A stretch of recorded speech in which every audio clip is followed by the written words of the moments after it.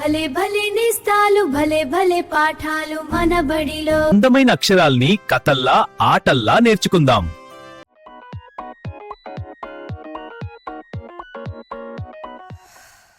Hi friends.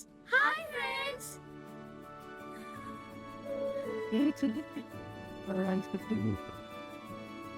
ఈ రోజు మనం అద్భుతమైన భవనం వద్దకు వచ్చాము. కానీ లోపల చూడాలంటే ఇక్కడ ఉన్న తాళాలలో 3 తాళాలు తెరుచుకోవాలి. మీరు ఒక్కో పదం తయారు చేస్తే ఒక్కొక్క తాళం తెరుచుకుంటుంది. పదండి అక్షరాల వేట మొదలు పెడదాం.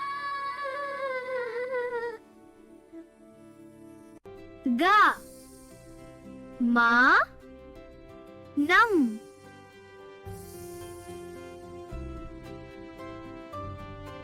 పెట్టెల మీద ఉన్న అక్షరాలతో గమనం అనే పదం చాలా చక్కగా తయారు చేశారు పిల్లలు.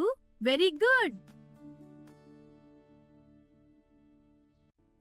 మీరు చాలా చక్కగా చెప్పారు కాబట్టి ఒక తాళం తెరుచుకుంది. అలాగే మరికొన్ని పదాలు తయారు చేద్దాం.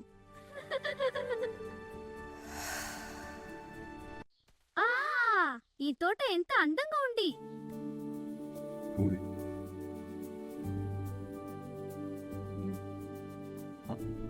ఇక్కడున్న అక్షరాలతో ఒక పదం తయారు చేస్తే గేటుకి ఉన్న ఒక తాళం తెరుచుకుంటుంది. అలాగే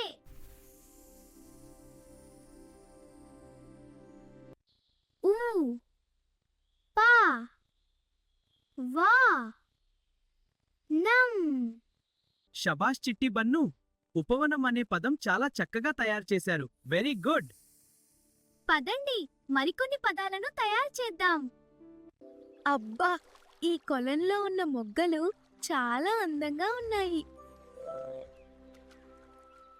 ఈ కొలనులో గల కమలాలు వికసించాలి అంటే ఇక్కడ ఉన్న అక్షరాలతో సరైన పదం తయారు చేస్తేనే అది సాధ్యమవుతుంది. క మ లం. ఆహా, ఎంత అందమైన కమలం.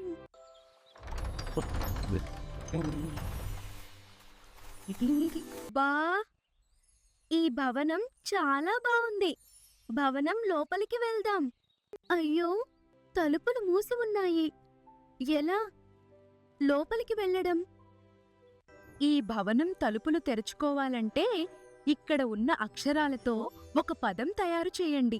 బా వా నం. భవనం. వావ్, చాలా చక్కగా చెప్పారు పిల్లలు. భవనం తలుపులు పూర్తిగా తెరుచుకున్నాయి.